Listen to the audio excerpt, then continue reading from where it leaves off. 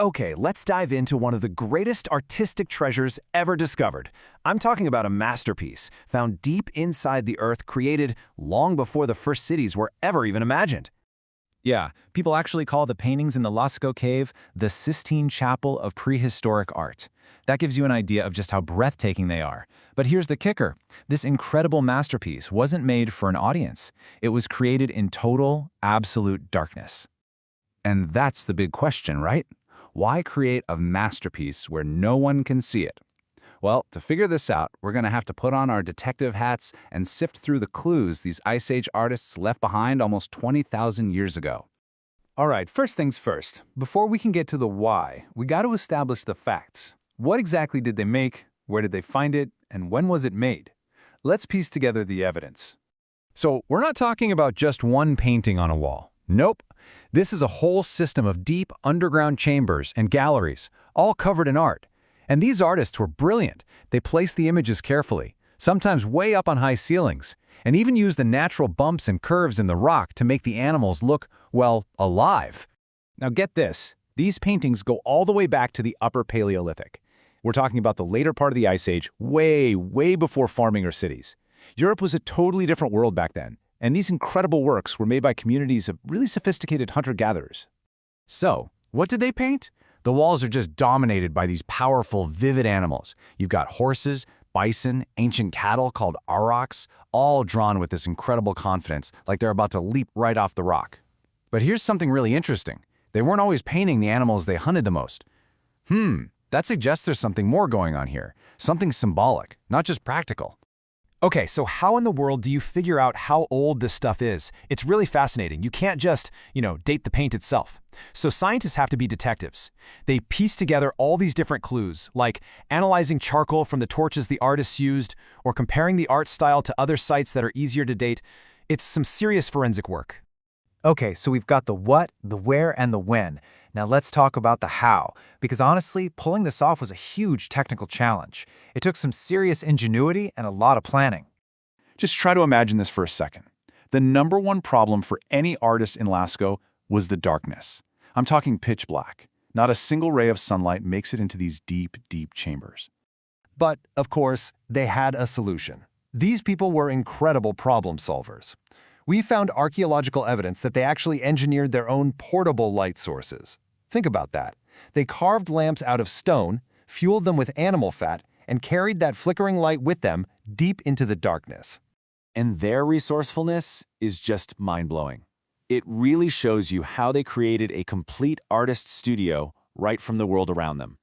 For pigments, they ground up minerals like ochre for reds and yellows, and used charcoal for black. For binders to make the paint stick, water, animal fat, you name it.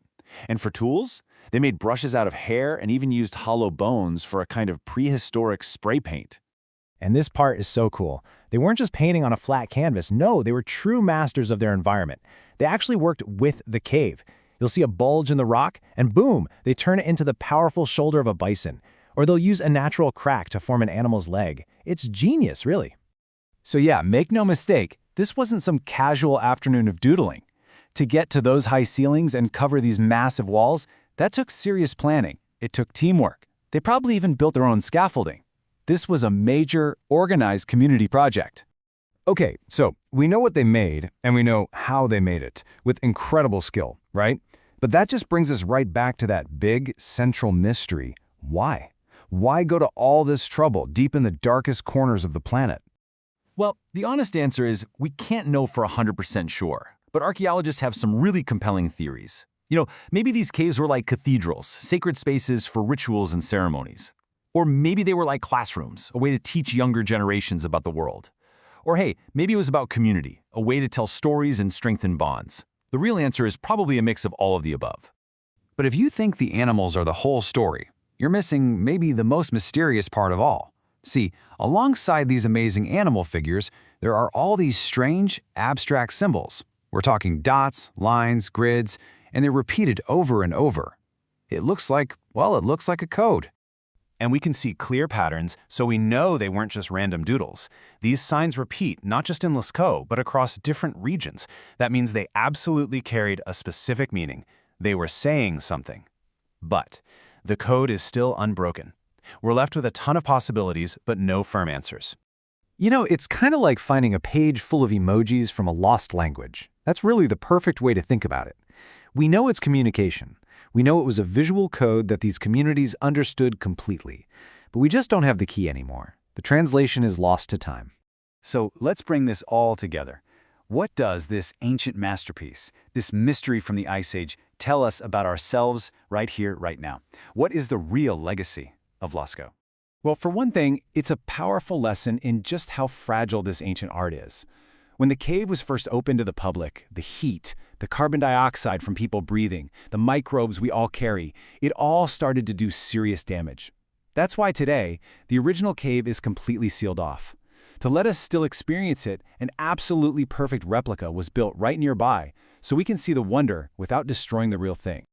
But here's the biggest takeaway, I think. Lascaux is definitive proof that our ancient ancestors were not just grunting cavemen focused only on survival. Not even close. They were building culture. They were sharing complex ideas. They were thinking in symbols and abstractions.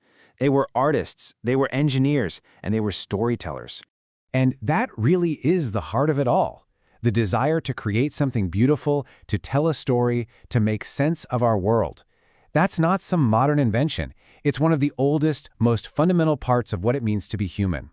Lascaux is like this incredible echo from our deep, deep past, reminding us exactly where that amazing human journey of ours all began.